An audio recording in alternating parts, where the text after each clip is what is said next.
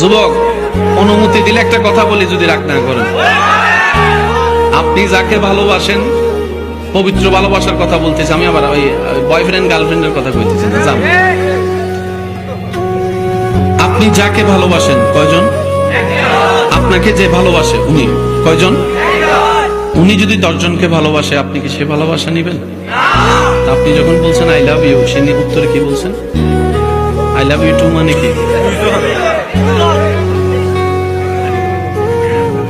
শুনেন, আমি তোমাকে ও ভালোবাসি,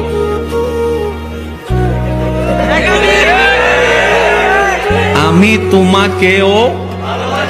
আবার এটা দেখেন, আমি তোমাকেই ভালোবাসি, আমি তোমাকেই ভালোবাসি, আমি তোমাকেও ভালোবাসি। বুঝলাম এখন এইসব আপনার সংসার আপনি বুঝেন, আমি গীতা।